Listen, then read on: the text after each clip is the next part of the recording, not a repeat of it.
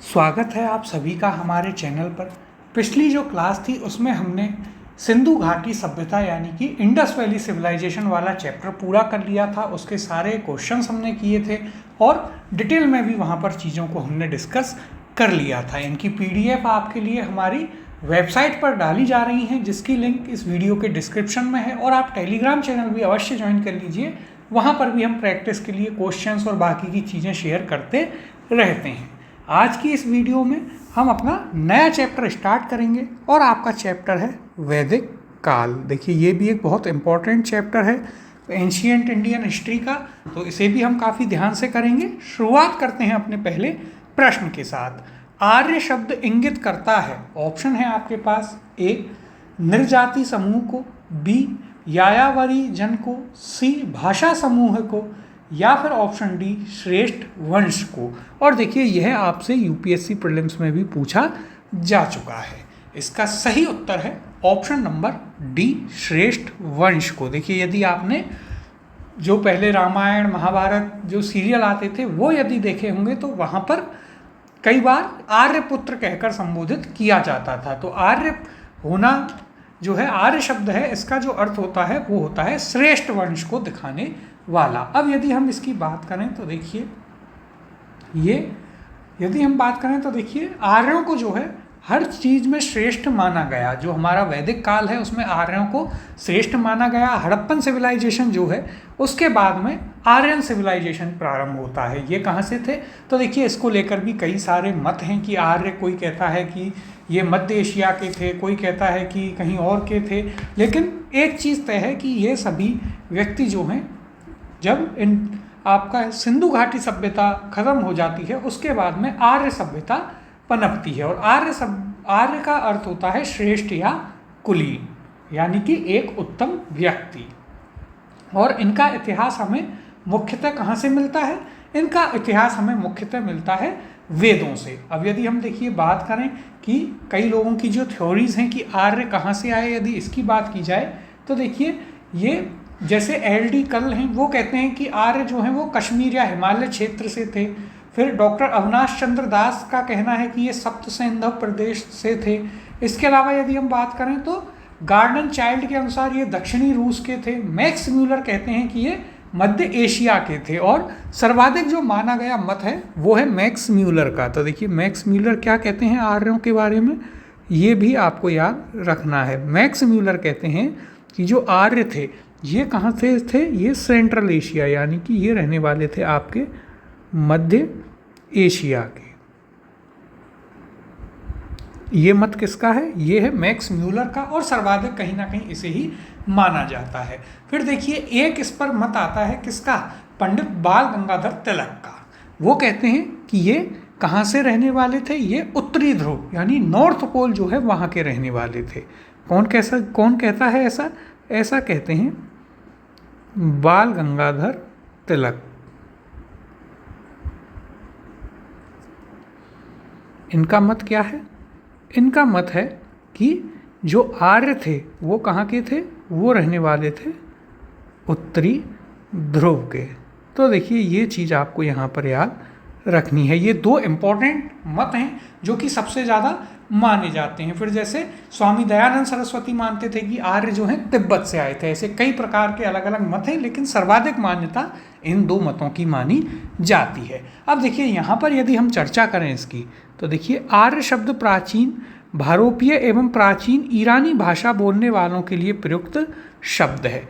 वैदिक संस्कृति में आर्य शब्द श्रेष्ठ, शिष्ट अथवा सज्जन तथा नैतिक अर्थ में महाकुल, कुलीन, सभ्य, साधु आदि के लिए प्रयुक्त हुआ है। आगे देखिए सायणाचार्य ने अपने ऋग भाष्य में आर्य का अर्थ विज्ञ, यज्ञ का अनुष्ठाता, विज्ञ श्रोता, आदरणीय अथवा सर्वत्र गंतव्य, उत्तम वर्ष, मनु, कर्मयुक्त और कर्मानुष्ठान से श्रेष्ठ आदि बताया है। अतः आर्य का शाब्दिक अर्थ क्या है? श्रेष्ठ या कुलीन, यानी कि सुप्रीम जो होता है उसे आर्य कहा जाता है। इसके अलावा ये कहाँ से आए, इस पर जो विभिन्न मत हैं वो भी हमने आपको बताए हैं।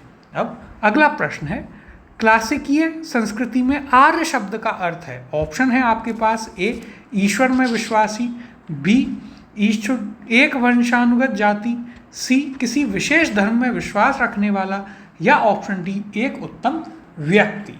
तो देखिए इसका सही उत्तर है ऑप्शन नंबर डी, एक उत्तम व्यक्ति। देखिए जब एक बार में आपको ये चीज़ हमने बताई कि आर्य शब्द का अर्थ होता है श्रेष्ठ या कुलीन, और इसी का अर्थ होता है ऐसा व्यक्ति जो एक उत्तम कुल में जन्मा हुआ हो, यानी एक श्रेष्ठ वंश का हो। अभी पिछले ही प्रश्न में हमने यह बात की भी थी।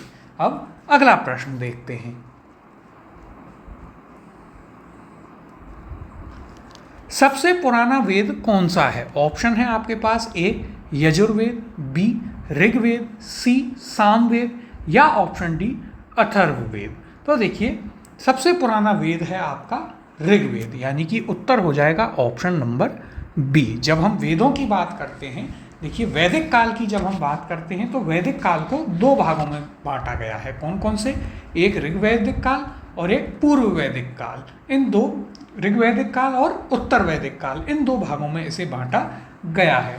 और जो ऋग्वैदिक काल है ये पूर्णतः ऋग्वेद से हमें इसका ज्ञान होता है। अब यदि हम बात करें तो आपके पास कितने वेद हैं? आपके पास होते हैं 4 वेद। कौन कौन से हैं 4 वेद? उनके आपको नाम याद रखने हैं। तो 4 वेद हैं आपके पास, ऋग्वेद, सामवेद, यजुर्वेद और अथर्ववेद। इनमें सबसे पुराना किसे माना गया है? तो सबसे पुराना इनमें माना गया है किसको? ऋग्वेद को। अब यदि हम ऋग्वेद की बात करें, देखिए तो ऋग्वेद जो है इसमें आपको एक तो कहीं भी लोहे का उल्लेख नहीं मिलेगा, इसके अलावा इसमें 19 नदियों का वर्णन है। कितनी नदी? तो देखिए यहाँ पर कुछ चीज़ों को हम लिख लेते हैं। 19 नदी हैं इसमें। इसके अलावा यदि आप देखेंगे तो ऋग्वेद में लोहे का कहीं भी कोई जिक्र आपको देखने को नहीं मिलेगा। इसके अलावा यदि हम बात करें तो देखिए सप्तशैंदव प्रदेश की 7 नदियों का आपको वर्णन अलग से मिलता है। इसके अलावा इसमें यमुना और गंगा का उल्लेख मिलता है। जब हमने आपके इंडस वैली सिविलाइजेशन की क्लास की थी तो वहाँ पर प्रश्न था कि किस नदी का उल्लेख जो है आपको सिंधु घाटी सभ्यता में नहीं मिलता है, वहाँ पर गंगा एक ऑप्शन था और वो उसका उत्तर था। तब हमने आपको बताया था कि इसका उल्लेख तो सबसे पहले वैदिक काल में मिलता है और वो भी ऋग्वेद में। तो देखिए यहाँ पर आपको किसका, देखिए यमुना का उल्लेख, यमुना आई है 3 बार। और यदि हम बात करें गंगा, तो देखिए गंगा का उल्लेख कितनी बार किया गया है? गंगा का उल्लेख इसमें किया गया है 1 बार। तो यह भी आपको याद रखना है, कई बार इस प्रकार से भी आपसे प्रश्न पूछ लेता है। और सर्वाधिक किस नदी का है? तो देखिए सर्वाधिक यहाँ पर सिंधु नदी का उल्लेख जो है वो सर्वाधिक बार किया गया है। तो यह भी एक इम्पॉर्टेंट फैक्ट आप यहाँ पर याद रखेंगे। और सबसे पवित्र नदी, तो देखिए यह चीज़ भी आप यहाँ पर याद रखें। सबसे पवित्र किस नदी को माना गया? तो देखिए गंगा जी को इसमें सबसे पवित्र नहीं माना गया, इसमें सबसे पवित्र नदी माना गया था सरस्वती को। तो ये एक और फैक्ट आप यहाँ पर इसके बारे में याद रखेंगे। कई इनमें देखिए ये चैप्टर ऐसे हैं जिनमें आपसे फैक्चुअल चीज़ें ज़्यादा पूछी जाती हैं या फिर इन्हीं फैक्ट्स को स्टेटमेंट में बदल कर पूछा जाता है। तो इसलिए ये कुछ इंपॉर्टेंट चीज़ें हैं जो हम आपको बता रहे हैं। फिर यदि हम आगे बात करें तो देखिए यहाँ पर, तो अब देखिए इसके अलावा मध्य देश, ब्रह्मऋषि देश, ये सभी इसको कहा जाता था। और यहाँ पर कौन कौन से देवताओं का उल्लेख आपको मिलता है? तो देखिए इंद्र, वरुण, मित्र, नास्ते, इन सभी देवताओं का आपको यहाँ पर वर्णन भी मिलता है। कौन कौन से? तो देखिए इंद्र देव का है ऋग्वेद में, वरुण देवता का है, इसके अलावा मित्र देव का है, और यदि हम बात करें तो एक और देव हैं जो हैं नासत्य। इन सभी देवों का ऋग्वेद में वर्णन आपको मिलता है। तो ये चीज़ आपको यहाँ पर याद रखनी है।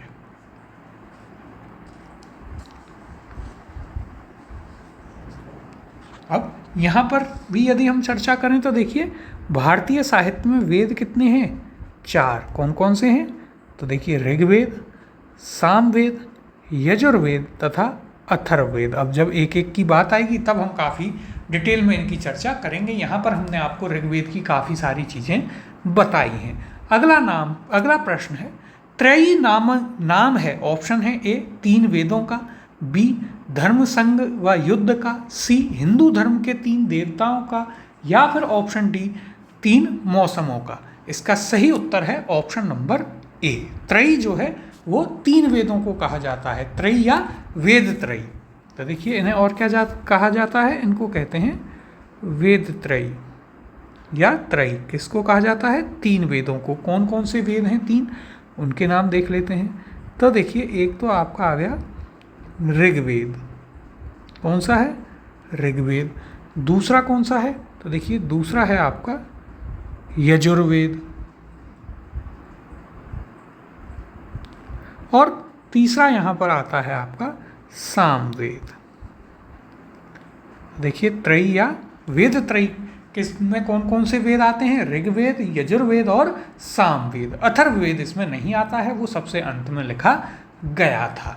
अब यहाँ पर यदि हम इसकी बात करें तो देखिए यहाँ पर भी क्या कहा गया है? ऋग्वेद, यजुर्वेद तथा सामवेद को वेद त्रयी या त्रयी कहा जाता है। अब अगले प्रश्न की ओर चलते हैं। किस वैदिक ग्रंथ में वर्ण शब्द का सर्वप्रथम नामोल्लेख मिलता है? जो वर्ण व्यवस्था थी या वर्ण जो ये शब्द है, ये सबसे पहले इसका उल्लेख कहाँ मिलता है, ये आपको बताना है। ऑप्शन है आपके पास A Atharvaveda, B Samaveda, C Rigveda या ऑप्शन डी आपके पास देखिए option A Rigveda, B Atharvaveda, C Samaveda या ऑप्शन डी यजुर्वेद। तो इसका सही उत्तर है ऑप्शन नंबर ए ऋग्वेद। वर्ण जो शब्द है इसका सबसे पहला उल्लेख आपको मिलता है ऋग्वेद में। और यदि हम बात करें तो देखिए कहाँ पर, तो देखिए ये आपको मिलता है ऋग्वेद के 10वें मंडल में। कहाँ? तो देखिए ऋग्वेद के 10th मंडल में। और 10वें मंडल के भी कहाँ? तो 10वें मंडल के भी पुरुष सूक्त में। कहाँ? पुरुष सूक्त में। तो देखिए उस समय वैदिक काल में क्या प्रारंभ होती है? आपकी वर्ण व्यवस्था, यानी कि कास्ट सिस्टम जो है वो स्टार्ट हो जाता है। लेकिन देखिए एक चीज़ वहाँ पर आपको याद रखनी है, 3 वर्णों का वहाँ पर उल्लेख आपको मिलता है, ब्राह्मण, क्षत्रिय और वैश्य। फिर शूद्र जो वर्ण है उसका उल्लेख आपको 10वें मंडल के पुरुष सूक्त में भी मिलता है। फिर यदि यहाँ पर हम बात करें तो देखिए जहाँ पर जो आपके वर्ण व्यवस्था थी वो काम आधारित थी, ना कि एक वंशानुगत थी। जो जैसा काम करता था एक घर में ही, यदि एक व्यक्ति लड़ाई करने जाता है, युद्ध लड़ता है, तो वो क्षत्रिय था। यदि उसी घर में एक व्यक्ति पढ़ाता है, पूजा पाठ कराता है, तो वो ब्राह्मण था। एक व्यक्ति यदि साफ सफाई का काम करता है तो वो शूद्र था। इस प्रकार से यह व्यवस्था थी। अब यहाँ पर यदि हम बात करें तो देखिए वर्ण शब्द का सर्वप्रथम उल्लेख कहाँ मिलता है? ऋग्वेद में। ऋग्वेद में वर्ण शब्द रंग के अर्थ में तथा कहीं कहीं व्यवसाय चयन के अर्थ में, जो हमने आपको बताया कि काम के ऊपर वर्ण डिसाइड होता था। आर्यों को गौर वर्ण तथा दासों को कृष्ण वर्ण कहा जाता था। देखिए ये इंपॉर्टेंट है, आर्यों को क्या कहते थे? गौर वर्ण, और दासों को कृष्ण वर्ण कहा गया है। ऋग्वेद के 10वें मंडल के पुरुष सूक्त में सर्वप्रथम शूद्र वर्ण का भी उल्लेख आपको मिलता है। तो ये चीज़ भी आपको यहाँ पर याद रखनी है, हमने भी आपको बताई। अगला प्रश्न है वर्ण व्यवस्था से संबंधित पुरुष सूक्त मूलतः पाया जाता है। ऑप्शन है ए अथर्ववेद में, बी सामवेद में, सी ऋग्वेद में या ऑप्शन डी मनु स्मृति में। सही उत्तर है इसका ऑप्शन नंबर सी ऋग्वेद में। और ऋग्वेद में भी कहाँ? तो ऋग्वेद के 10वें मंडल में, और 10वें मंडल के पुरुष सूक्त में आपको क्या मिलता है? वर्ण व्यवस्था मिलती है, लेकिन यह कार्य के ऊपर आधारित थी। अब अगला प्रश्न देखते हैं। सुमेलित कीजिए। तो देखिए यहाँ पर आपको सुमेलित करना है। एक तरफ वेद हैं और दूसरी तरफ दिया गया है कि वेद किस चीज़ से संबंधित हैं। तो यह भी आपके लिए एक इम्पॉर्टेंट क्वेश्चन यहाँ पर बनता है। देखते हैं इसे।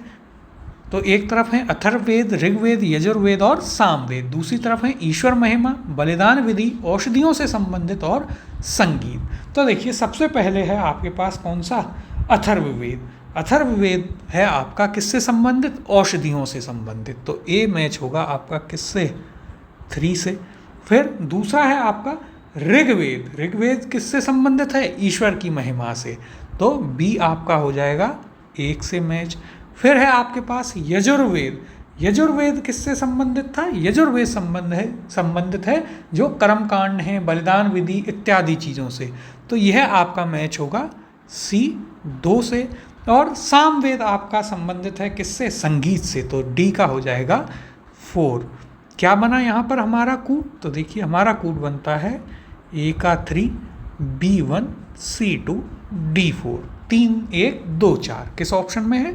तो देखिए option number A3, B1, C2, D4। Option number A यहाँ पर आपका सही उत्तर होगा। अब देखिए यदि हम थोड़ी बहुत यहाँ पर इनके ऊपर चर्चा भी करें तो देखिए ऋग्वेद जो है उसके बारे में हमने आपको शुरुआत में भी बताया। यहाँ भी यदि हम बात करें तो देखिए ऋग्वेद जो है इसमें कुल आपको 10 मंडल मिलते हैं, 1028 सूक्त हैं। और इसके अलावा यदि हम बात करें तो जो 2 से और 7वें मंडल तक हैं ऋग्वेद के, वो प्राचीन माने जाते हैं, प्राचीन उन्हें कहा गया है। फिर देखिए ऋग्वेद के 3रे मंडल में आपको गायत्री मंत्र का उल्लेख मिलता है और इसके रचयिता कौन है? विश्वामित्र हैं। और ये गायत्री मंत्र किसको समर्पित है? भगवान सूर्य को। आगे यह प्रश्न में आएगा तब हम बात करेंगे। फिर देखिए यजुर्वेद। यजुर्वेद जो है वो स्रोत और इसमें कर्मकांड काफ़ी बताए गए हैं कि क्या क्या कर्मकांड होंगे, क्या क्या चीज़ें किस किस प्रकार से होंगी, वो सभी किस में बताया गया है? वो बताया गया है आपके यजुर्वेद में। इसके 2 पक्ष हैं, कृष्ण पक्ष और शुक्ल पक्ष। फिर देखिए इसके अलावा सामवेद जो है तो साम का अर्थ ही संगीत होता है, वहाँ से आप इसे याद रखिएगा, संगीत से संबंधित है। फिर यदि हम बात करें अथर्ववेद तो देखिए अथर्ववेद में क्या होगा? अथर्ववेद में यहाँ पर क्या बताया गया है? तो अथर्ववेद में औषधियों के बारे में जानकारी दी गई है। अब यहाँ पर यदि हम बात करें तो देखिए अथर्ववेद औषधियों से संबंधित है, ऋग्वेद ईश्वर महिमा से है, यजुर्वेद कर्मकांड से और सामवेद संगीत से संबंधित है। अब जैसे जैसे ये एक एक करके आते जाएंगे इन पर हम काफ़ी डिटेल में बात करेंगे। अगले प्रश्न की ओर चलते हैं। सूची 1 को सूची 2 से सुमेलित कीजिए एवं नीचे दिए गए कूट की सहायता से सही उत्तर चुनिए। सूची 1 में वेद हैं और सूची 2 में दिया गया है कि वे किस चीज़ से संबंधित हैं। तो देखते हैं सूची 1 ऋग्वेद, यजुर्वेद, सामवेद, अथर्ववेद। सूची 2 है संगीत में स्तोत्र एवं कर्मकांड, तंत्र मंत्र एवं वशीकरण और स्तोत्र एवं प्रार्थनाएं। तो आइए इसे सुमेलित करते हैं। सबसे पहले दे रखा है ऋग्वेद। तो देखिए ऋग्वेद किससे संबंधित है? ईश्वर से, देवताओं से, और देवताओं की क्या की जाती है? पूजा अर्चना। तो यह आपका ए होगा 4 से मैच। फिर देखिए अगला है यजुर्वेद। यजुर्वेद किससे संबंधित था? हमने आपको यह बताया है, यजुर्वेद संबंधित है आपका कर्मकांड से। तो यह आपका 2 से मैच हो जाएगा, बी। फिर है तीसरा सामवेद। सामवेद किससे संबंधित है? सामवेद संबंधित है आपका संगीत से। तो सी आपका 1 से मैच हो जाएगा। और इसके बाद बचता है आपका कौन सा? अथर्ववेद। तो अथर्ववेद किससे संबंधित है? ये तंत्र मंत्र विद्याओं से संबंधित है। तो ये आपका 3 से मैच हो जाएगा। क्या कूट बनता है? ए का 4, B2, C1 और D3। 4 2 1 3 किस में है? देखिए option number A4, B2, C1, D3। Option number A यहाँ पर इसका उत्तर हो जाएगा। अब देखिए यहाँ पर जैसे पिछले में हमने ऋग्वेद की चर्चा थोड़े विस्तार से की, अब हम यहाँ पर बाकियों की भी थोड़ी बहुत चर्चा कर लेते हैं। तो देखिए यदि आपसे यहाँ पर बात की जाए यजुर्वेद, तो यजुर्वेद में है कर्मकांड और ये गद्य और पद्य दोनों में है, ये चीज़ भी आपको याद रखनी है।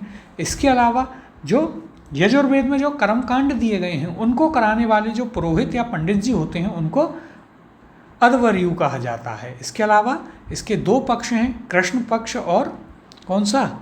शुक्ल पक्ष। कृष्ण पक्ष आपका गद्य और पद्य दोनों में है, शुक्ल पक्ष आपका पद्य में होता है। इन चीज़ों पर विस्तार में हम बात करेंगे जब आपकी सब्जेक्टिव क्लास होंगी। ये चीज़ आपको यहाँ तक याद इसके बारे में रखनी है। अब देखिए यहाँ पर यदि हम देखें तो क्या कहा गया है? देखिए ऋग्वेद में स्रोत एवं प्रार्थनाएं हैं, इसमें कुल 1028 सूक्त हैं हमने आपको बताया, तथा 10,552 ऋचाएँ हैं। इसके अलावा मंत्र या श्लोक हैं। यजुर्वेद में स्तोत्र एवं कर्मकांड वर्णित है, सामवेद के पद गेय रूप में संगीत में स्तोत्र हैं जिनको उद्गाता पुरोहित गाता कहा जाता है। अथर्ववेद के कुल 20 अध्यायों एवं 730 सूक्तों में तंत्र मंत्र एवं वशीकरण के संदर्भ के साक्ष्य मिलते हैं। अब अगला प्रश्न देखते हैं। निम्नलिखित 4 वेदों में से किस एक में जादुई माया और वशीकरण का वर्णन है, यानी कि तंत्र मंत्र किस में है? ऑप्शन है ए ऋग्वेद में, बी यजुर्वेद में, सी अथर्ववेद में या ऑप्शन डी सामवेद में। सही उत्तर है इसका ऑप्शन नंबर सी अथर्ववेद में। किस में है? अथर्ववेद में। अब देखिए इस पर हम थोड़ी विस्तार में बात कर लेते हैं। किस पर? आपके अथर्ववेद पर। तो देखिए इसके बारे में अब हम आपको बताते हैं कि अथर्ववेद में क्या क्या चीज़ें हैं और कौन कौन सी चीज़ें इंपॉर्टेंट हैं जो आपको यहाँ पर याद भी रखनी है। तो देखिए सबसे पहली चीज़ तो ये कि जब आपसे पूछा जाए कि कौन से वेद की रचना सबसे अंत में की गई, तो वो होता है आपका कौन सा? अथर्ववेद। फिर यदि हम बात करें तो देखिए अथर्ववेद में आपके कितने हैं? 20 तो इसमें कांड हैं। ये कुछ चीज़ें हैं जो फैक्ट हैं, आप एक बार इन्हें ज़रूर देख लीजिएगा। इसके अलावा इसमें 730 क्या हैं? सूक्त हैं। और क्या है इसमें?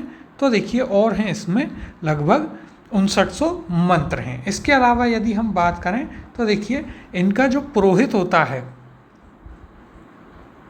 जो इन कर्मकांड को करवाता है, उस पुरोहित को क्या कहते हैं, यह भी आपको याद रखना है। तो अथर्ववेद के मंत्रों का उच्चारण करने वाले पुरोहित को क्या कहते हैं? उसको कहते हैं ब्रह्मा। क्या कहते हैं?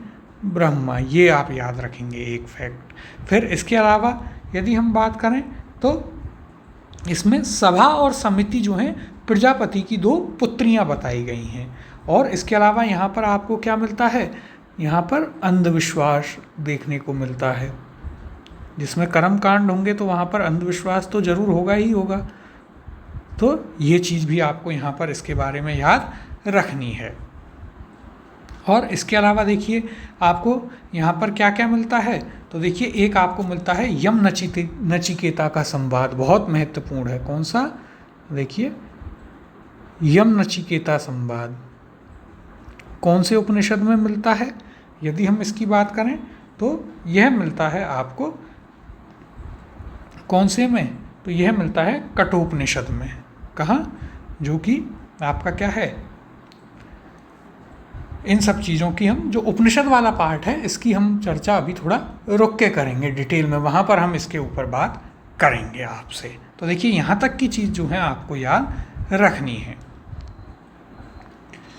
अब अगला प्रश्न है, ऋग्वेद में रिक्त स्थान ऋचाएँ हैं, तो आपको बताना है ऋग्वेद में कितनी ऋचाएँ हैं या कितने मंत्र हैं। ऑप्शन है आपके पास ए 1028, बी आपके पास है 1017, सी 1128 और ऑप्शन डी 1020। ये आपको बताना है। लेकिन देखिए यह प्रश्न है आपका डिलीटेड, क्योंकि यहाँ आपको सही ऑप्शन तो दिया ही नहीं गया है। 1028 क्या है ऋग्वेद में? ये तो ऋग्वेद के सूक्त हैं, ना कि ऋचाएँ। ऋचाएँ कितनी हैं ऋग्वेद में यदि हम बात करें? ऋचाएँ अर्थात मंत्र या श्लोक, तो वो कितने हैं? वो हैं आपके 10,552। ये आपको याद रखना है। अगला प्रश्न है, ऋग्वेद है, ऑप्शन है ए स्तोत्रों का संकलन, बी कथाओं का संकलन, सी शब्दों का संकलन या ऑप्शन डी युद्ध का ग्रंथ। तो देखिए सही उत्तर है आपका ऑप्शन नंबर ए स्तोत्रों का संकलन। क्या है? ऋग्वेद है। अब अगले प्रश्न की ओर चलते हैं। सूची 1 को सूची 2 के साथ सुमेलित करें एवं निम्न दिए हुए कूट में से सही उत्तर का चयन करें। तो देखिए एक तरफ क्या है? एक तरफ सूची 1 है जिसमें वेद दिए गए हैं और दूसरी तरफ क्या है? दूसरी तरफ आपको दी गई है सूची। और सूची में क्या है आपके पास? तो देखिए सूची में फिर उनसे संबंधित आपको क्या दिए गए हैं? तो यहाँ पर इन्हें हम देख लेते हैं क्या दिए गए हैं।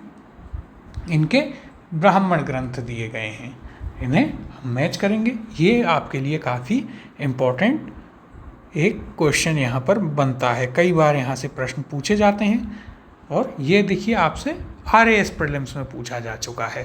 तो सूची 1 क्या है? ऋग्वेद, सामवेद, अथर्ववेद, यजुर्वेद। सूची 2 में है गोपथ, शतपथ, ऐत्रेय, पंचविश। तो आइए इन्हें हम सुमेलित करते हैं। सबसे पहले है ऋग्वेद। तो देखिए ऋग्वेद का कौन सा है? तो ऋग्वेद का है ऐत्रेय। क्या है? ऐत्रेय, यानी कि ए का हो जाएगा 3। फिर अगला है आपके पास सामवेद। सामवेद का होता है पंचविश, तो यह है 4 से होगा। फिर अथर्ववेद। अथर्ववेद का होता है गोपथ, यानी कि C का 1। और यजुर्वेद का है शतपथ, यानी D का 2। क्या युग्म बना देखते हैं। तो देखिए ए का बना है आपके पास 4, ए का बना है आपके पास 3। क्या बना है? ए का बना है आपके पास 3, बी का बना है 4, सी का यहाँ पर बना है 1 और डी का बना है 2, यानी 3 4 1 2। किस ऑप्शन में है देखते हैं। तो देखिए option number C, A3, B4, C1, D2। Option number C यहाँ पर आपका सही उत्तर होगा। और देखिए ये आपके लिए एक बहुत ही महत्वपूर्ण क्वेश्चन भी यहाँ पर है, आपको जरूर से इसे याद रखना है। तो ये आपको यहाँ पर ज़रूर चीज़ें याद रखनी है कि कौन सा किसका ब्राह्मण ग्रंथ है, कौन सा किस चीज़ के अंतर्गत आता है, ये सभी आपको यहाँ पर ज़रूर से याद रखने हैं, क्योंकि ये कई बार आपसे सीधे सीधे ही पूछे जाते हैं हमेशा। और इनमें फिर आपको क्या होता है, इनमें होता है बहुत ही ज़्यादा कन्फ्यूजन। तो आपको याद रखना है कि कौन सा ब्राह्मण ग्रंथ किससे संबंधित है। तो यहाँ पर हमने आपको चारों ही बता दिए हैं कि चारों वेदों के ब्राह्मण ग्रंथ कौन कौन से हैं। अब अगला प्रश्न देखते हैं। निम्नलिखित में से कौन सा ब्राह्मण ग्रंथ ऋग्वेद से संबंधित है? ऑप्शन है आपके पास ए ऐत्रेय ब्राह्मण, बी गोपथ ब्राह्मण, सी शतपथ ब्राह्मण और ऑप्शन डी तैत्रीय ब्राह्मण। तो देखिए इसका सही उत्तर है ऑप्शन नंबर ए, ऐत्रेय ब्राह्मण। ऐत्रेय ब्राह्मण ग्रंथ संबंधित है किससे?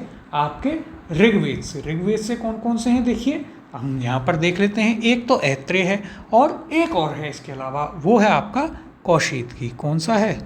तो वो है आपका कौशिकी। ये आपको नाम याद रखना है। फिर यदि आप देखें यहाँ पर तो इसके अलावा कौन सा है? तो देखिए गोपथ। गोपथ किसका है? गोपथ है अथर्ववेद का। किसका है गोपथ? गोपथ है अथर्ववेद का। तो यह भी आपको याद रखना है। फिर देखिए अगला कौन सा है, इन सभी के हम आपको यहाँ पर नाम बता देते हैं, चारों एक ही जगह हैं, याद रखने में भी आसानी होगी। फिर है आपके पास शतपथ। तो देखते हैं, देखिए शतपथ किसका है? शतपथ है आपका यजुर्वेद का। किसका होता है शतपथ? शतपथ होता है आपका किसका? यजुर्वेद का। तो यह भी आपको अच्छे से याद रखना है यहाँ पर। फिर है आपके पास तैत्रीय ब्राह्मण ग्रंथ। कौन सा है? तैत्रीय। तो यह भी आपको हम बता देते हैं कि तैत्रीय किससे है। तो देखिए अभी तक के आपको जरूर यहाँ पर याद हो गए होंगे, ऐत्रेय कौशिकी ऋग्वेद के। फिर आपके पास है कौन सा यहाँ पर? तो देखिए फिर था आपके पास शतपथ जो कि यजुर्वेद से, और गोपथ आपका अथर्ववेद से। अब यदि हम बात करें तो देखिए एक और बचा आपके पास, वो कौन सा है? तो वो है आपका सामवेद। सामवेद के कौन कौन से हैं उन्हें हम यहाँ पर आपको लिखा देते हैं, ब्राह्मण ग्रंथ। तो देखिए सामवेद के ब्राह्मण ग्रंथ होते हैं कौन कौन? तो एक तो होता है आपका जैमिनीय, पंचविश, जैमिनीय और तैत्रीय। कौन कौन से?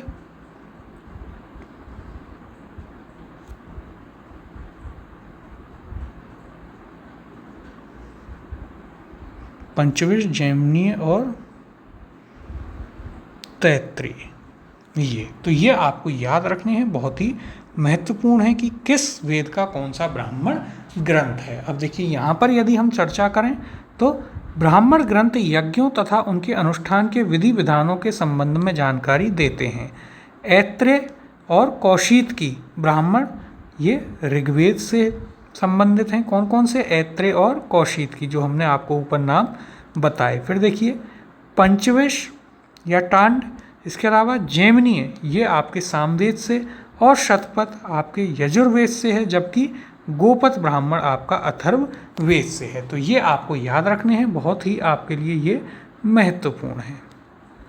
और देखिए यहाँ पर एक ये नाम हमसे पुनः रिपीट हो गया था, इसे यहाँ से हटा देते हैं। अगला प्रश्न है गोपद ब्राह्मण संबंधित है। ऑप्शन है ए यजुर्वेद से, बी ऋग्वेद से, सी अथर्ववेद से, या ऑप्शन डी सामवेद से। तो हमने अभी आपको ऊपर सारे बताए, गोपद संबंधित है आपका अथर्ववेद से। सही उत्तर हो जाएगा ऑप्शन नंबर सी। अगला प्रश्न है निम्नलिखित में से कौन शुल्क यजुर्वेद की संहिता है। ऑप्शन है ए वाजसनेयी, बी मैत्रायणी, सी तैत्तिरीय, या ऑप्शन डी काठक। तो देखिए यहाँ पर सही उत्तर है आपका ऑप्शन नंबर ए, वाजसनेयी जो है वो शुक्ल यजुर्वेद की क्या है, यहाँ पर शुल्क लिखा है, ये शुक्ल यजुर्वेद होगा, शुक्ल यजुर्वेद की संहिता है। अब देखिए यदि हम इसके बारे में आपसे बात करें तो हमने आपको अभी थोड़ी देर पहले एक फैक्ट बताया था, और उसमें हमने आपको क्या बताया था कि जो आपका यजुर्वेद है उसको हमने दो पक्षों में बांटा हुआ है। यजुर्वेद के दो पक्ष हैं, कौन कौन से पक्ष हैं, तो देखिए यजुर्वेद का एक है आपका शुक्ल पक्ष और एक है आपका कौन सा, कृष्ण पक्ष। ये दो उसके क्या हैं, पक्ष हैं। और इनकी यदि हम बात करें तो इनमें से आपका जो शुक्ल यजुर्वेद है उसकी संहिताओं को क्या कहते हैं, वाजसनेय कहा गया है। क्या कहा गया है, वाजसनेय। तो ये आपको याद रखना है, एक इम्पॉर्टेंट फैक्ट है आपके लिए। और देखिए जो ऊपर प्रश्न में तैत्तिरीय था उसकी यदि हम बात करें तो तैत्तिरीय जो है वो इसके कृष्ण यजुर्वेद की मुख्य शाखा में आता है। तैत्तिरीय, काठक, कपिष्ठल, ये सभी उसमें आते हैं। तो यह आपको याद रखना है। अब यहाँ पर यदि हम इसकी चर्चा करें तो देखिए क्या कहा गया है यहाँ पर, तो देखिए शुक्ल यजुर्वेद की संहिता वाजसनेयी संहिता है। शुक्ल यजुर्वेद की दो शाखाएं कौन कौन सी हैं, कण्व तथा मध्यान्हदिन है। ध्यातव्य है कि वाजसनेयी संहिता पूर्णतः पद्य शैली में रचित है, इसमें गद्य का प्रयोग नहीं है। यह भी हमने आपको बताया था कि आपके पास जो यजुर्वेद है वो दो शैलियों में है, गद्य और पद्य की शैली में लिखा जाता है। ये भी हमने आपको बताया, इन शैलियों में वह लिखा हुआ है। अब अगले प्रश्न की ओर चलते हैं। ऋग्वेद का कौन सा मंडल पूर्णतः सोम को समर्पित है। ऑप्शन है ए 7वां मंडल, बी 8वां मंडल, सी 9वां मंडल, और ऑप्शन डी 10वां मंडल। इसका सही उत्तर है ऑप्शन नंबर सी 9वां मंडल। ऋग्वेद का 9वां मंडल जो है वो पूर्णतः सोम को समर्पित है। अगला प्रश्न है ऋग्वेद संहिता का 9वां मंडल पूर्णतः किसको समर्पित है। ऑप्शन है ए इंद्र और उनका हाथी, बी उर्वशी एवं स्वर्ग, सी पौधों और जड़ी बूटियों से संबंधित देवतागण, और ऑप्शन डी सोम और इस पेपर नामाकृत देवता। तो सही उत्तर है ऑप्शन नंबर डी, सोम और उनके जो पेपर नामाकृत देवता हैं उनसे संबंधित है कौन सा मंडल, तो वो है आपका 9वां मंडल। इसके अलावा देखिए हमने आपको और भी इसमें मंडल बताए, जैसे कि यदि आप बात करें तो थर्ड मंडल जो है, तो देखिए यहाँ पर हम आपको बता देते हैं थर्ड जो मंडल है उसमें क्या है, उसमें आपको मिलता है गायत्री मंत्र। कौन सा मंत्र, गायत्री मंत्र। तो देखिए यह लिखने में थोड़ा गलत हो गया, गायत्री मंत्र मिलता है, किसके लिए है, भगवान सूर्य के लिए। तो एक आपको यह भी याद रखना है कि इस मंडल, तीसरे मंडल में यह चीज़ है। 7वें का आपको हमने अभी बताया ही है, तो ये भी आपको याद रखना है। और 9वें मंडल में यदि हम बात करें तो कुल कितने हैं, इसमें हैं 114 सूक्त हैं जो सभी की सभी किसको समर्पित हैं, जो सभी की सभी समर्पित हैं आपके किसको, सोम को। तो ये चीज़ भी आपको यहाँ पर याद रखनी है। अब अगला प्रश्न देखते हैं।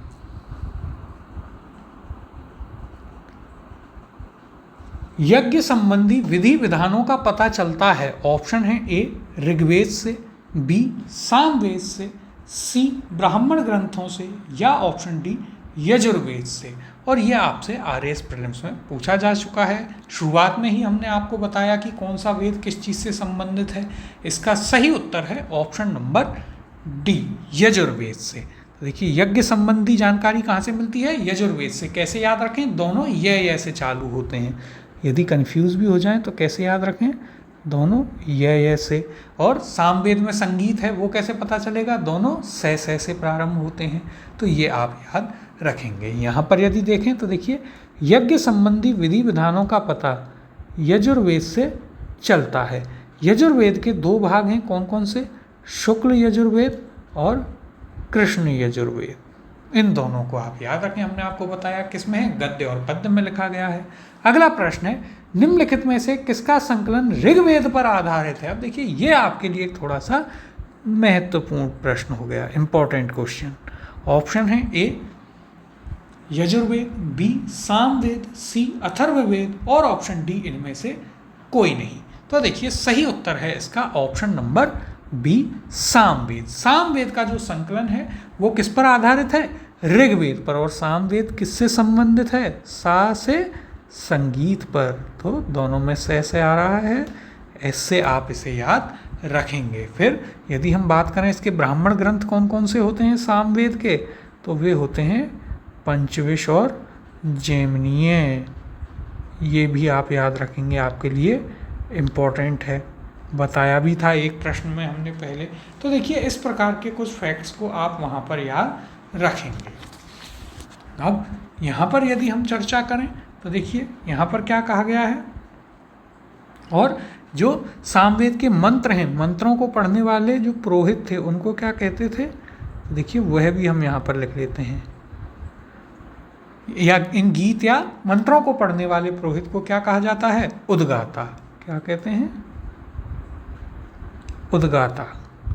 यह भी आप याद रखें। अब यहाँ पर हम यदि बात करें तो देखिए, सामवेद में कुल 1875 ऋचाएँ यानी कि मंत्र हैं, जिनमें से सामान्य मत के अनुसार 75, जबकि कुछ विद्वानों के अनुसार 99 को छोड़कर शेष सभी ऋग्वेद में भी उपलब्ध हैं, अर्थात वहाँ से लिए गए हैं। अब अगला प्रश्न देखते हैं, भारत के किस स्थल की खुदाई से लौह धातु के प्रचलन के प्राचीनतम प्रमाण मिले हैं? ये आपके लिए एक इम्पॉर्टेंट क्वेश्चन यहाँ पर बनता है, एक इम्पॉर्टेंट फैक्ट। ऑप्शन है ए तक्षशिला से, बी अतरंजी खेड़ा से, सी कौशाम्बी से, या ऑप्शन डी हस्तिनापुर से। तो देखिए, यहाँ पर आपका सही उत्तर हो जाएगा option number B Atranji Kheda से। इसके अलावा यदि हम बात करें तो जो राजस्थान में अहिछत्रपुर वाला क्षेत्र था, कौन सा? आपका अहिछत्रपुर, वहाँ से भी लोहे के प्राचीनतम साक्ष्य आपको प्राप्त होते हैं, लेकिन दिए गए ऑप्शन में से अंतरजी खेड़ा इसका सही उत्तर होगा। अब यहाँ पर हम इसकी चर्चा कर लेते हैं विस्तार से। देखिए, क्या कहा गया है यहाँ पर, अहिछत्र, अंतरजी खेड़ा, आलमगीरपुर, मथुरा, रोपड़, श्रावस्ती, काम्पिल्य आदि स्थलों की खुदाई से लौह युगीन संस्कृति के अवशेष प्राप्त हुए हैं। अंतरजी खेड़ा से लौह धातु मल तथा धातु शोधन में प्रयुक्त होने वाली भट्टियां मिली हैं, जिनसे यह संकेत मिलता है कि यहाँ लौह धातु को गलाने का कार्य स्थानीय रूप से होता था। तो इस प्रकार से आप फैक्ट्स को यहाँ पर याद रखेंगे। अब अगले प्रश्न की ओर चलते हैं।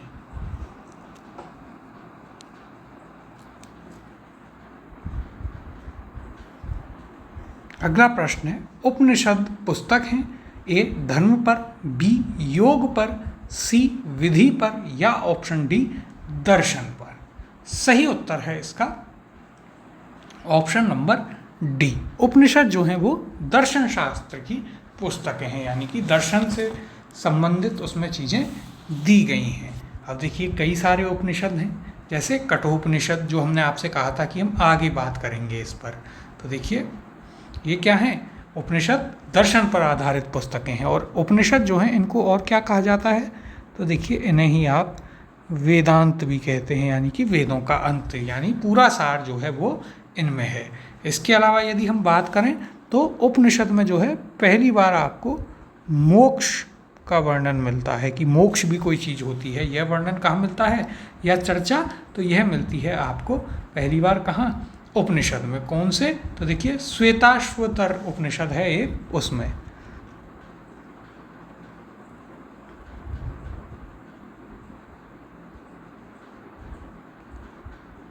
श्वेताश्वतर उपनिषद में ये बात आपको मिलती है। अब देखिए, ये काफ़ी डीप फैक्ट हैं जो आपको याद रखने हैं।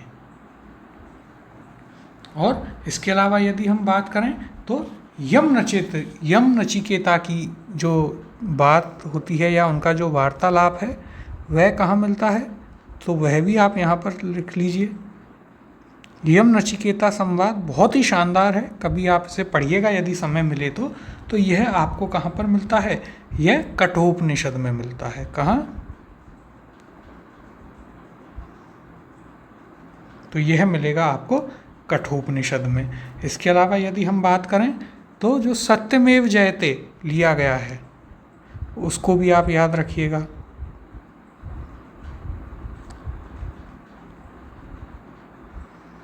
सत्यमेव जयते यह कहाँ से लिया गया है, तो यह लिया गया है आपके मुंडको उपनिषद से। कहाँ से, मुंडको उपनिषद से।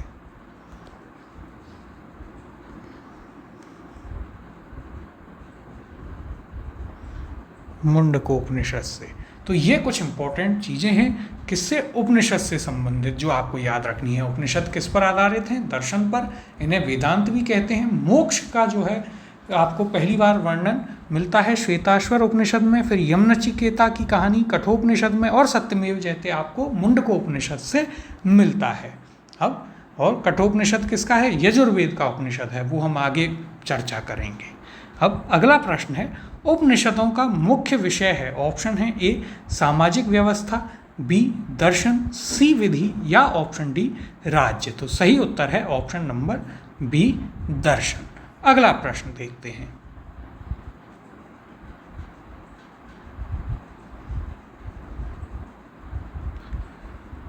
निम्नलिखित में से किस एक वैदिक साहित्य में मोक्ष की चर्चा मिलती है। देखिए इंपॉर्टेंट क्वेश्चन है, अभी जस्ट हमने आपको यह बताया भी। ऑप्शन है ए ऋग्वेद में, बी परवर्ती संहिता में, सी ब्राह्मण में, या ऑप्शन डी उपनिषद में। सही उत्तर है इसका ऑप्शन नंबर डी उपनिषद में। और हमने आपको नाम भी बताया था किस उपनिषद में, तो श्वेताश्वतर में। किस में, देखिए याद रखना है, श्वेताश्वतर उपनिषद में यह चर्चा मोक्ष की आपको मिलती है। अब यदि यहाँ पर बात करें तो देखिए वेदों में मोक्ष शब्द प्रयुक्त नहीं हुआ है, उपनिषदों में प्रथम बार मोक्ष की चर्चा मिलती है। यह शब्द श्वेताश्वतर उपनिषद में पहली बार आया है, जो हमने आपको इससे पहले के प्रश्न में ही बता दिया था। अगला प्रश्न है, अध्यात्म ज्ञान के विषय में नचिकेता और यम का संवाद किस उपनिषद में प्राप्त होता है। तो यह भी हमने आपको अभी थोड़ी देर पहले बताया। ऑप्शन है ए बृहदारण्यक उपनिषद में, बी छांदोग्य उपनिषद में, सी कठोपनिषद में, या ऑप्शन डी केन उपनिषद में। सही उत्तर है इसका ऑप्शन नंबर सी कठोपनिषद में। कठोपनिषद की यदि हम बात करें तो इसमें क्या है, यम और नचिकेता का संवाद है। और इसके अलावा यदि हम बात करें तो कठोपनिषद जो है किसका उपनिषद है, ये यजुर्वेद का उपनिषद है। तो देखिए यह भी आप याद रखिएगा किसका है, तो ये है आपका यजुर्वेद का उपनिषद।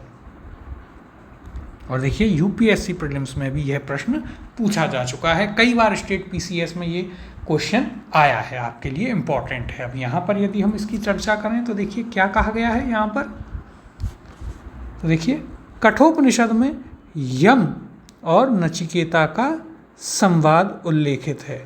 इसमें आचार्य यम ने नचिकेता को उपदेश दिया है क्या, ना इस आत्मा का कभी जन्म होता है और ना इसकी कभी मृत्यु होती है। ये आप याद रखिएगा, आपसे यदि प्रश्न को घुमाकर पूछा जाएगा तो इस प्रकार से पूछ सकता है। यह अजन्मा, नित्य तथा शाश्वत है। कठोपनिषद कृष्ण यजुर्वेद का उपनिषद है, किसका, कृष्ण उपनिषद का। अब अगले प्रश्न की ओर चलते हैं।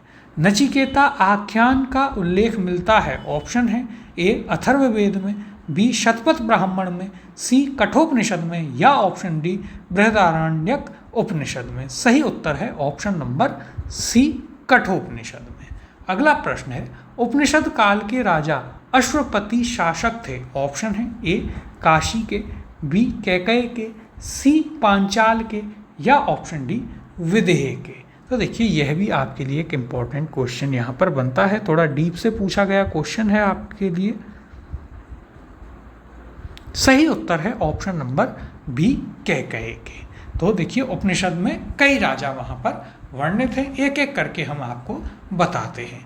कैकेयी में आपके हो गए राजा अश्वपति। अब यदि हम बात करें काशी, तो देखिए काशी में कौन था, काशी में थे उस समय अजातशत्रु। कंफ्यूज नहीं होना है कि क्या ये वो अजातशत्रु है जो आप जानते हैं, तो ये वो नहीं है, ये तो वैदिक काल चल रहा है और वो आपके बाद में आता है, तो कंफ्यूज नहीं होना है। पांचाल में यदि हम बात करें तो देखिए पांचाल का आप याद रखें कि यह भी पै से ही है, यानी पी से ही है। क्या नाम है, प्रवाहण जबाली। क्या, प्रवाहण जबाली इनका नाम है। फिर देखिए विदेह, विदेह बचा, विदेह में कौन थे, तो विदेह में थे राजा जनक। इन राजाओं के नाम आप याद रखिएगा कि उपनिषद में इन राजाओं का वर्णन मिलता है। अब यदि यहाँ पर हम चर्चा करें तो देखिए उपनिषदों में वर्णित राजाओं में विदेह में कौन थे, विदेह के राजा जनक, अभी ऊपर बताया। पांचाल में कौन थे, तो देखिए पांचाल में राजा प्रभाण जाबाली ये थे। कैकेयी में राजा अश्वपति, अभी प्रश्न में किया। और काशी में कौन थे, अजातशत्रु थे। तो ये आपको याद रखना है, इम्पोर्टेंट है। यदि डीप क्वेश्चन वहाँ पर बना तो इस प्रकार का प्रश्न पूछ लिया जाएगा। अब अगले प्रश्न को देखते हैं।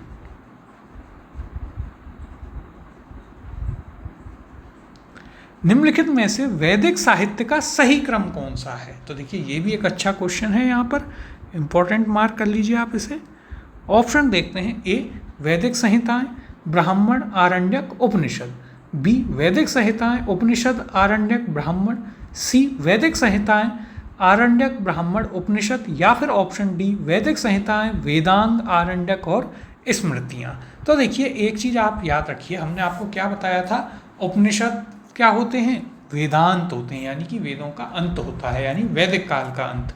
तो एक चीज़ तो तय है कि उपनिषद सबसे अंत में आएगा, यानी कि या तो उत्तर ए होगा या आपका सी होगा। फिर वैदिक संहिताएं सबसे प्रारंभ में है। फिर आपको याद रखना है सबसे पहले वेद आते हैं, वेदों के ब्राह्मण होते हैं, ब्राह्मण के आरण्यक होते हैं और फिर उपनिषद होते हैं। तो सही उत्तर हो जाएगा ऑप्शन नंबर ए। तो देखिए क्या है सही क्रम, यहाँ पर भी बताया गया, वैदिक संहिताएं, ब्राह्मण, आरण्यक, उपनिषद। इस प्रकार से आप इन्हें याद रखेंगे। अगला प्रश्न है, आरंभिक वैदिक साहित्य में सर्वाधिक वर्णित नदी है, तो देखिए यह हमने आपको शुरुआत में ही बता दिया था। ऑप्शन है ए सिंधु, बी शतुद्री, सी सरस्वती, डी गंगा। और ये आपसे यूपीएससी प्रीलिम्स में भी पूछा जा चुका है। क्या पूछा है, सर्वाधिक वर्णित मैक्सिमम बार किसका जिक्र हुआ है, तो वो हुआ है सिंधु नदी का। ऑप्शन नंबर ए आपका सही उत्तर हो जाएगा। सरस्वती नदी क्या थी, ये थी सबसे पवित्र नदी से माना जाता था। कैसी नदी मानते थे, सबसे पवित्र नदी इसे माना जाता था। अब देखिए यहाँ पर यदि हम चर्चा करें तो सिंधु नदी का ऋग्वैदिक काल में सर्वाधिक महत्व था। किसका, सिंधु नदी का। इसी कारण इसका उल्लेख ऋग्वेद में सर्वाधिक बार हुआ। सिंधु नदी को उसके आर्थिक महत्व के कारण क्या कहते थे, हिरण्यायाई भी कहते थे। तो यह भी आपको याद रखना है, बहुत ही इम्पॉर्टेंट है कि किस नदी को हिरण्यायाई कहा जाता था वैदिक काल में, तो वो थी आपकी सिंधु नदी। कारण क्या था कि यह आर्थिक रूप से जो है बहुत ही इम्पोर्टेंट थी, महत्वपूर्ण थी। फिर हमने आपको बताया था यमुना का जिक्र 3 बार था और गंगा का कितनी बार, 1 बार ही था। तो यह भी आप यहाँ पर याद रखेंगे। अब अगले प्रश्न की ओर चलते हैं।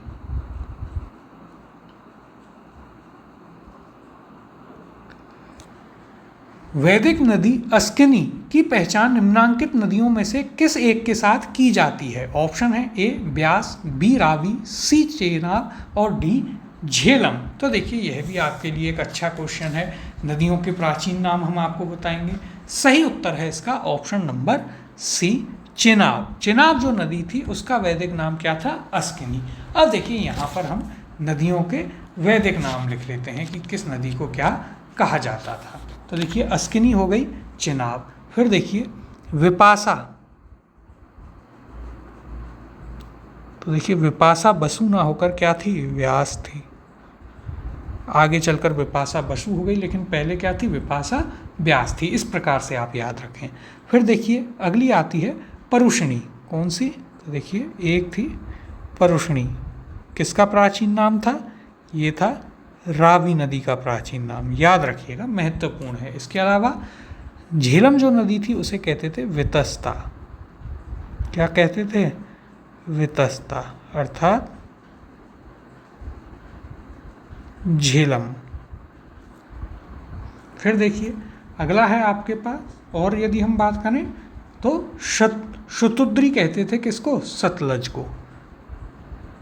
तो एक आप याद रखिएगा, किसका? शतुद्री का।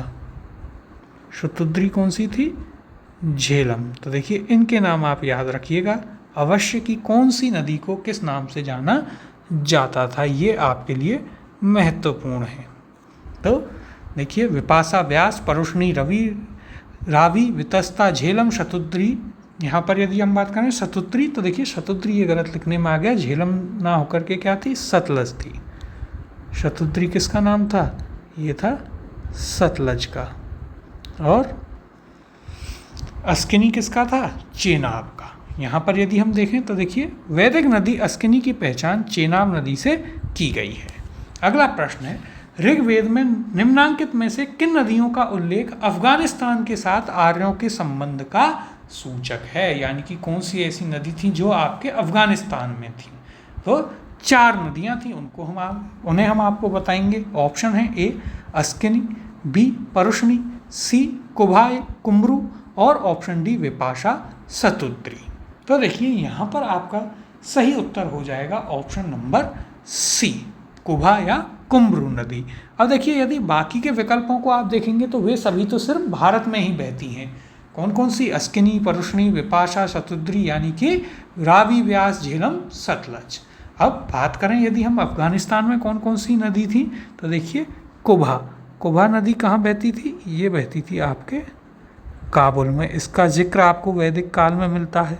इसके अलावा कुम्रू नदी ये कहाँ थी? ये थी आपके कुर्रम में। इसके अलावा 2 और नदियाँ थीं, एक थी आपकी कौन सी? तो वो थी सुवास्तु, और एक थी आपकी गोमती। ये नदियाँ कहाँ हैं? ये आपके अफगानिस्तान में बहती थी।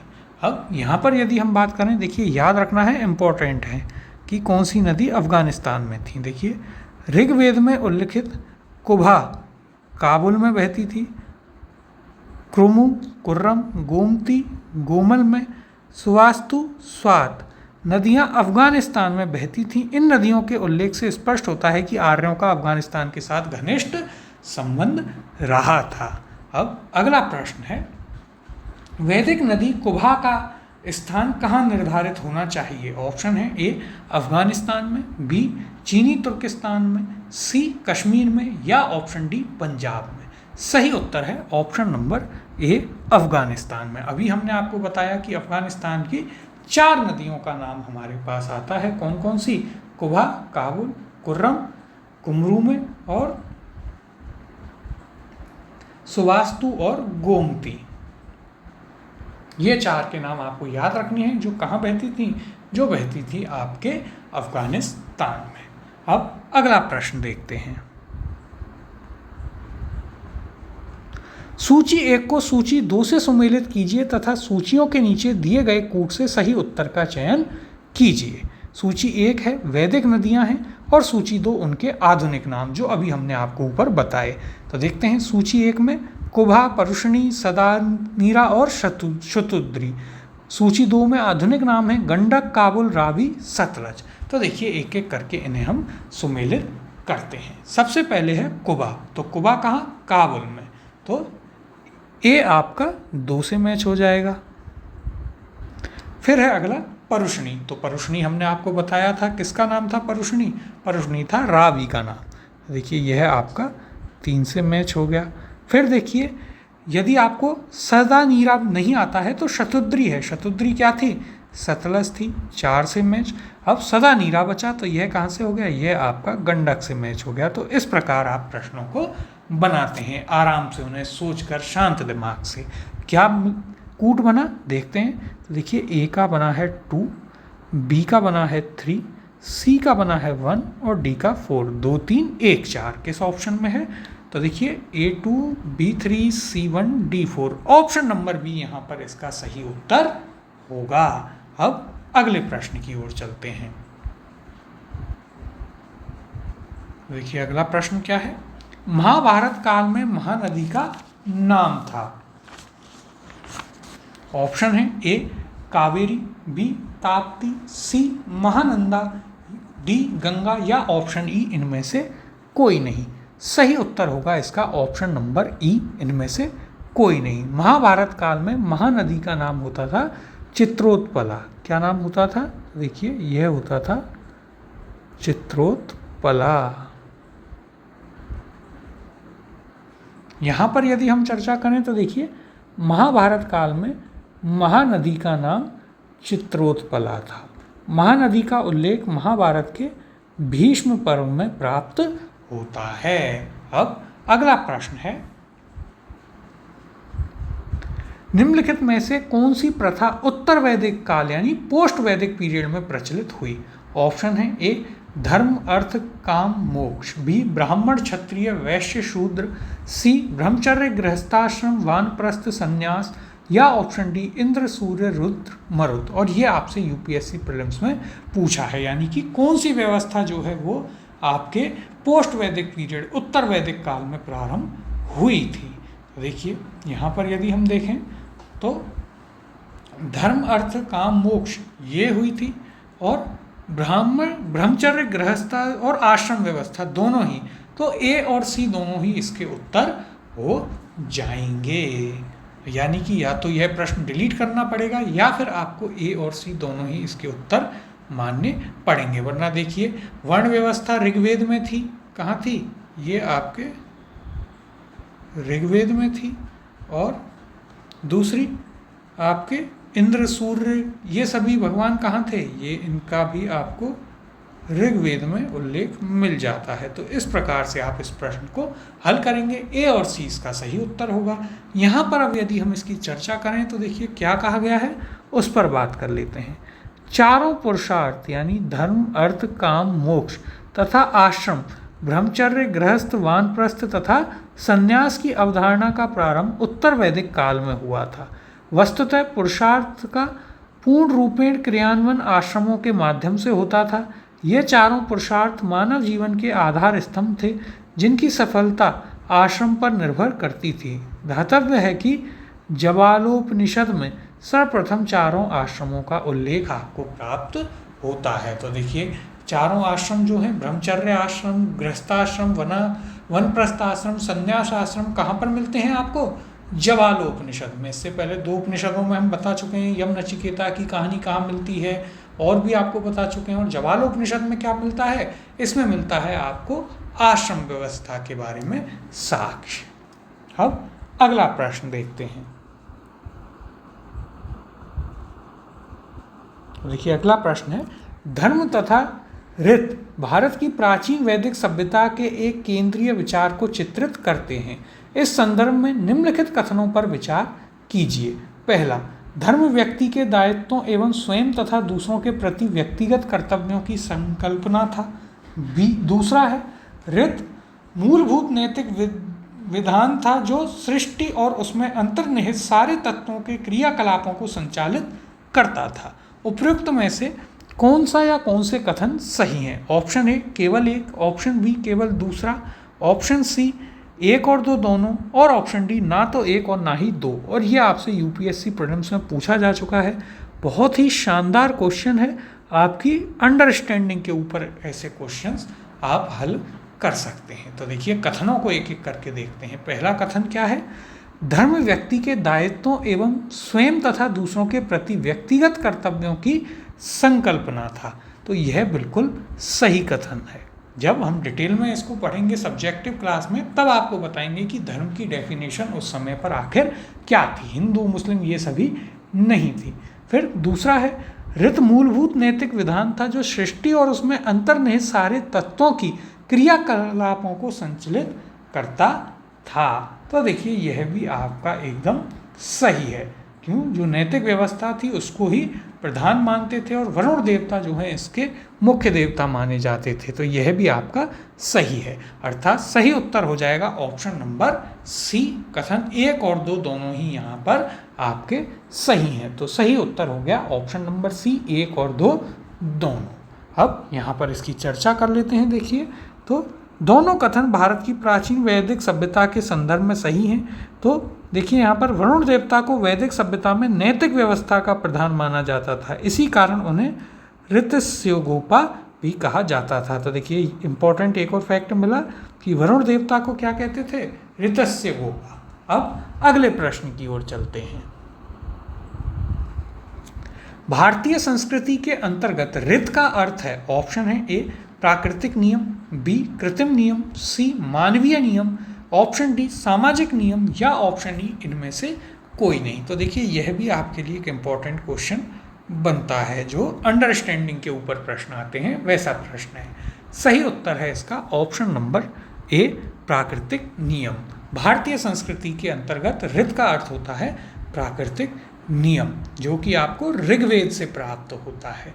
अब यहाँ पर हम इसकी बात कर लेते हैं। तो देखिए ऋग्वेद में हमें धर्म के अतिरिक्त दूसरा शब्द ऋत मिलता है।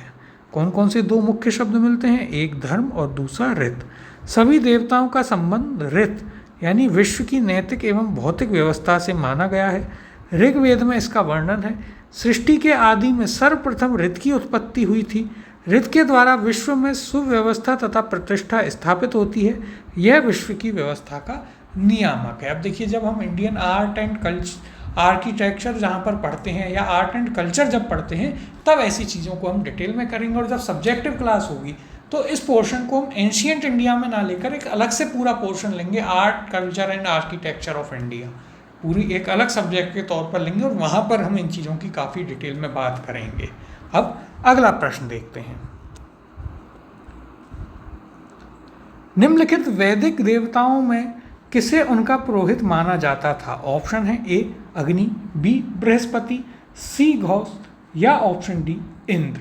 सही उत्तर है option number B Brihaspati. Brihaspati को उनका पुरोहित माना जाता था। अगला प्रश्न है, निम्नलिखित में से कौन सी वह ब्रह्मवादिनी थी जिसने कुछ वेद मंत्रों की रचना की थी? ऑप्शन है ए लोपामुद्रा, बी गार्गी, सी लीलावती, या ऑप्शन डी सावित्री। और यह आपसे यूपीएससी प्रीलिम्स में पूछा जा चुका है और आपके लिए एक इम्पॉर्टेंट फैक्चुअल क्वेश्चन भी है यहाँ पर। तो देखिए यानी कि ऐसी महिला जिसने वेद मंत्रों की रचना की, कौन थी? तो इसका सही उत्तर है ऑप्शन नंबर ए लोपामुद्रा के द्वारा रचना की गई थी वेद मंत्रों की। कई सारी स्त्रियां थी लेकिन लोपामुद्रा थी। ये कौन थी? तो देखिए ये जो अगस्त्य ऋषि हुए थे उनकी पत्नी थी। कौन थी?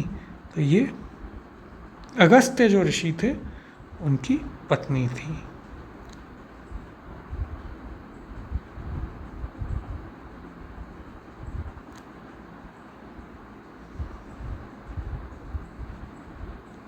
अब देखिए यहाँ पर यदि हम बात करें तो वैदिक साहित्य में कई ऐसी विदुषी स्त्रियों का उल्लेख मिलता है जिन्होंने वेद मंत्रों की रचना की, जैसे अपाला, देखिए इनके नाम याद रखिएगा, अपाला, घोषा, विश्ववारा, लोपामुद्रा, इम्पॉर्टेंट नाम है। और लोपामुद्रा अगस्त्य ऋषि की पत्नी थी, अभी हमने आपको बताया। तो इनके नाम आप जरूर याद रखिए कौन कौन। देखिए यहाँ पर भी हम आपके लिए अलग से लिख देते हैं। तो आपको नाम याद रखना है अपाला। कैसे याद रखेंगे? करंट से रिलेट कर लीजिए। अभी कुछ दिन पहले ही टीम इंडिया का जो जर्सी है उसकी स्पॉन्सर कौन बनी है? Apollo tyre. तो अपाला अपोलो, वहाँ से दूसरा घोषा और तीसरा विश्ववारा। इसके अलावा लोपामुद्रा तो हमने आपको बताई ही। अब अगला प्रश्न है, ऋग्वैदिक काल में निष्क शब्द का प्रयोग एक आभूषण के लिए होता था, किंतु परवर्ती काल में उसका प्रयोग इस अर्थ में हुआ। ऑप्शन है ए शस्त्र, बी कृषि औजार, ऑप्शन सी देखते हैं आगे चलकर, देखिए लिपि, ऑप्शन डी सिक्का। और ये आपसे यूपीएससी प्रीलिम्स में पूछा जा चुका है। क्या था? निष्क शब्द का प्रयोग। तो इसका सही उत्तर है ऑप्शन नंबर डी सिक्का। यहाँ पर यदि हम बात करें तो देखिए वैदिक काल में सोने के हार को, किसको, सोने के हार को निष्क कहा जाता था, किंतु परवर्ती काल में इसका प्रयोग विनिमय के माध्यम अर्थात सिक्कों के रूप में किया जाने लगा। अब अगले प्रश्न की ओर चलते हैं। ऋग्वैदिक काल में निष्क किस अंग का आभूषण था? ऑप्शन है ए कान का, बी गले का, सी बाहु का, या ऑप्शन डी कलाई का। सही उत्तर है ऑप्शन नंबर बी गले का। क्या होता था? निष्क का अर्थ होता था क्या? सोने का हार। क्या होता था? सोने का हार। और हार कहाँ पहना जाता है? गले में। यहाँ पर भी यदि हम बात करें तो देखिए ऋग्वैदिक काल में निष्क गले में पहने जाने वाला एक प्रकार का हार था जिसे निष्क ग्रीवा कहा जाता था। साथ ही निष्क वैदिक काल में विनिमय का एक माध्यम भी था, यानी क्या बन गया? सिक्का बन गया आगे जाकर। अगला प्रश्न है, प्राचीन भारत में निशाका जाने जाते थे। ऑप्शन है ए स्वर्ण आभूषण, बी गाय, सी तांबे के सिक्के, या ऑप्शन डी चांदी के सिक्के। सही उत्तर है ऑप्शन नंबर ए स्वर्ण आभूषण के रूप में। तो प्राचीन भारत में निशाका या निष्क किसे कहते थे? स्वर्ण आभूषण को, यानी सोने में जो गले का हार पहना जाता था उसे कहा जाता था।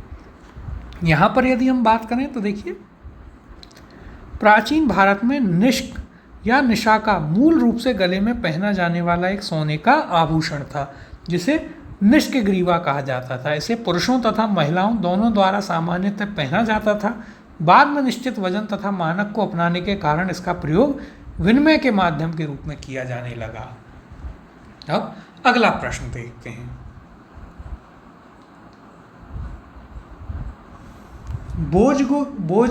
बोगज कोई महत्वपूर्ण है क्योंकि?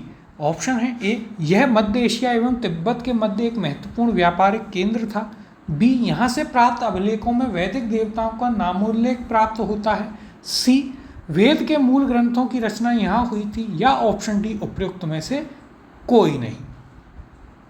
सही उत्तर है इसका ऑप्शन नंबर बी। बोजगोई से आपको जो अभिलेख मिले हैं वहाँ पर वैदिक देवताओं का नाम आपको मिलता है, जैसे कि भगवान इंद्र का नाम मिलता है, वरुण देवता का नाम आपको यहाँ से मिलता है। अब यहाँ पर यदि हम बात करें तो देखिए एशिया माइनर स्थित बोजगोई से 14वीं शताब्दी ईसा पूर्व के अभिलेख में ऋग्वैदिक काल के देवताओं इंद्र, वरुण, मित्र तथा नासत्य, शुरुआत में हमने आपको बताए थे इनके नाम, इनका उल्लेख मिलता है। इससे ज्ञात होता है कि वैदिक आर्य ईरान से होकर ही भारत में आए होंगे, तभी तो उन्होंने हमारे देवताओं के नाम जो है वहाँ तक पहुँचाए। अब इससे आगे के प्रश्न जो हैं वैदिक काल पर वो हम अगली कक्षा में करेंगे और अगली क्लास में आपका ये चैप्टर भी पूरा हो जाएगा। तो मिलते हैं आपसे अगली क्लास में। तब तक आप हमारी वेबसाइट को विजिट कीजिए और जो क्विज़ेस हैं, क्वेश्चंस हैं वहाँ पर उन्हें ज़रूर अटेम्प्ट कीजिएगा। मिलते हैं अगली क्लास में।